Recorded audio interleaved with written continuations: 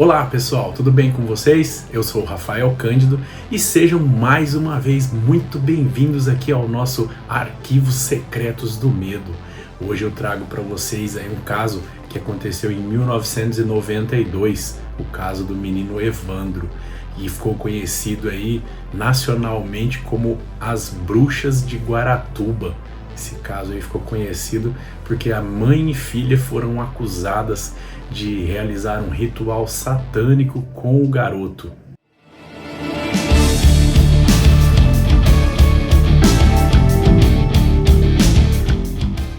E hoje eu trago para vocês aí o caso do garoto Evandro de Guaratuba. Evandro tinha apenas 6 anos, Evandro Ramos Caetano. Ele desapareceu e depois ele foi encontrado aí alguns dias depois num matagal próximo da sua casa. Segundo a polícia, Evandro estava sem as vísceras, sem o couro cabeludo, faltando parte das mãos e dos pés. É suposto aí que Evandro foi submetido a um ritual satânico. Nessa época aí, nos anos entre 1980 e o começo da década de 90, muitas crianças paranaenses desapareceram e muita gente foi acusada aí de sumir com essas crianças para praticar rituais satânicos. Então, lá na cidade de Guaratuba, Celina Abage e sua filha Beatriz Abage foram acusadas de assassinar aí o garoto Evandro para realizar um ritual satânico.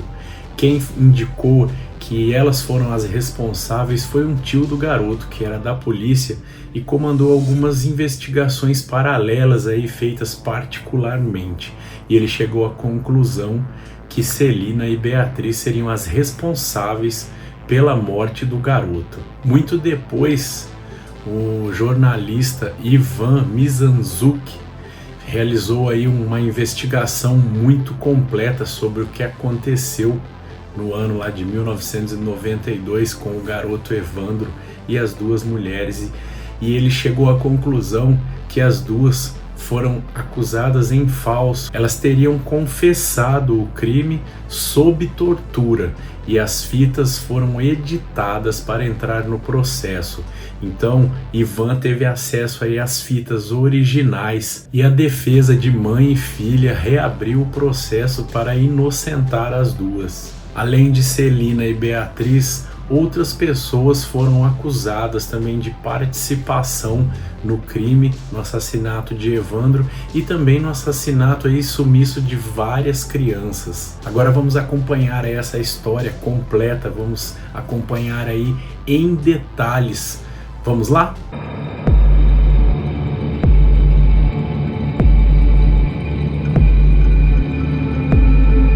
O caso Evandro refere-se ao desaparecimento e morte do garoto Evandro Ramos Caetano, em 6 de abril de 1992, na cidade litorânea de Guaratuba, no Paraná. O caso teve grande repercussão na imprensa, visto que entre os anos de 1980 e 1990, o Estado passava por uma onda de sumiço de crianças, e nesse contexto, exatamente 28 crianças desapareceram, incluindo Leandro Bossi, que havia desaparecido na mesma cidade 2 meses antes. Evandro, então com 6 anos, desapareceu no dia 6 de abril de 1992, após a sua mãe permitir pela primeira vez que ele fosse sozinho para a casa do colégio onde estudava e ela trabalhava, para pegar um brinquedo e um lanche. A escola ficava a apenas 150 metros da residência. 20 minutos depois, a mãe, no entanto, percebeu que o filho não havia voltado, mas acreditou que ele poderia estar na casa de parentes, que moravam por perto. Ela só percebeu que havia acontecido algo errado ao voltar para casa e encontrar a porta chaveada e o lanche e o brinquedo em cima da mesa. No dia 11 seguinte, lenhadores encontraram um corpo de uma criança num matagal, sem vários órgãos, como o couro cabeludo, as vísceras e parte das mãos e pés.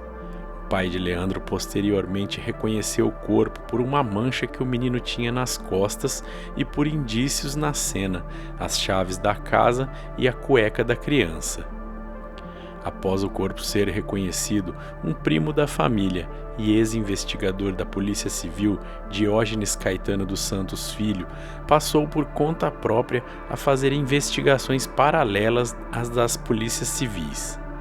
Após 2 meses de investigações, baseado em especulações, Diógenes criou um dossiê onde acusava Celina Abage, então primeira-dama do município, e sua filha, Beatriz Cordeiro Abage, de terem usado o corpo do menino para um ritual satânico.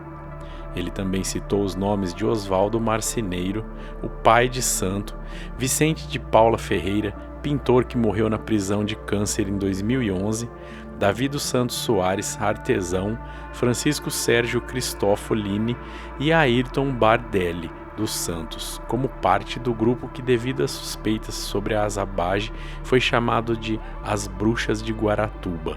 Ele enviou o relatório ao Ministério Público, o que ocasionou mudanças nas investigações quando a Polícia Civil foi afastada do caso e substituída pelo Grupo Águia da Polícia Militar.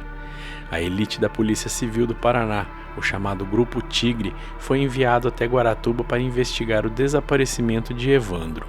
Após meses de investigação, a Polícia Civil ainda não havia conseguido apontar possíveis responsáveis.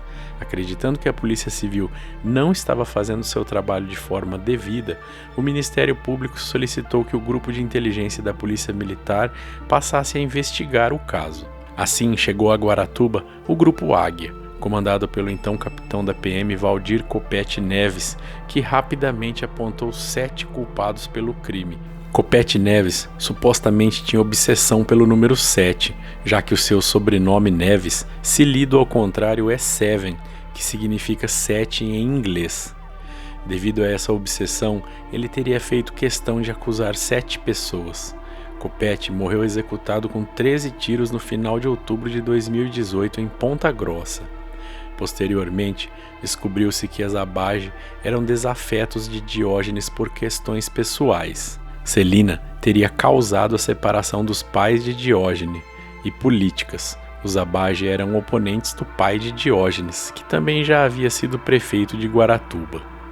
Após as investigações, a Promotoria Pública do Paraná indiciou Beatriz e sua mãe Celina como mentoras do sequestro e morte de Evandro, alegando a utilização da criança num ritual de magia negra, para a obtenção de benefícios materiais junto a espíritos satânicos.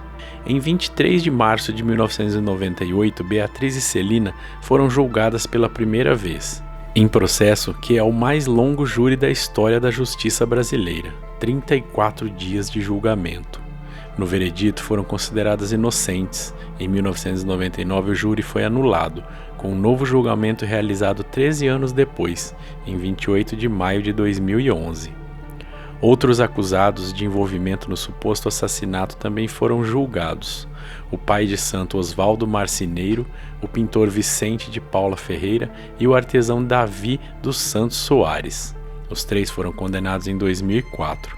Os outros acusados, Francisco Sérgio Cristofolini e Ayrton Bardelli dos Santos, foram absolvidos em 2005.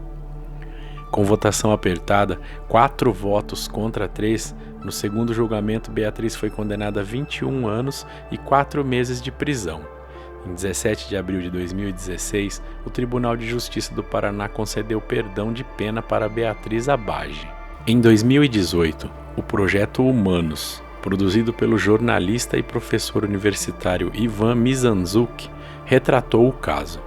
Fruto de 2 anos de investigação jornalística, a narrativa expôs as falhas da investigação, as perguntas não respondidas relativas ao crime e trouxe à tona uma nova versão. Os depoimentos colhidos pela Polícia Militar do Paraná foram arrancados sob tortura e os áudios e vídeos haviam sido editados. Depois que eu era torturada, eu ia falar as coisas e falava, mas eu não sei o que vocês querem que eu fale.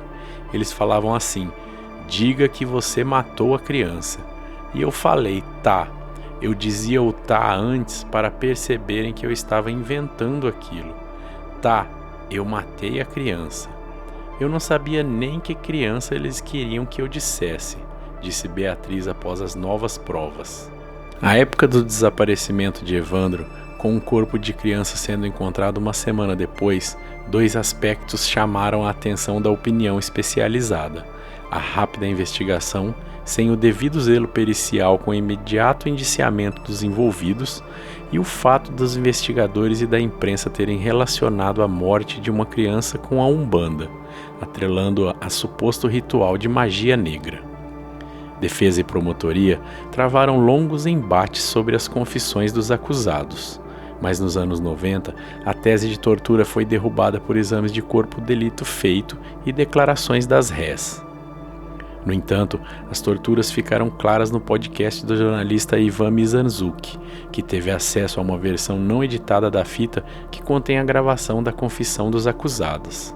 O modo como a imprensa paranaense tratou o caso, sobretudo os veículos populares e sensacionalistas, acusando sem provas os personagens investigados, foi completamente inadequado. Destaca-se que não há nenhuma prova cabal que ligue o terreiro de Umbanda citado nos autos com a morte de Evandro. Em decisão colegiada, o Tribunal de Justiça do Estado do Paraná concluiu, no dia 9 de novembro de 2023, o julgamento do caso, decidindo pela anulação das condenações. Assim, por 3 votos a 2, foram absolvidos Beatriz Abage, Davi dos Santos Soares, Oswaldo Marcineiro e Vicente de Paula Ferreira. Em 13 de novembro de 2023, Beatriz Abage, uma das condenadas do caso, disse em um programa de televisão que a tortura que sofreu para assumir a culpa pelo crime tem que ser investigada.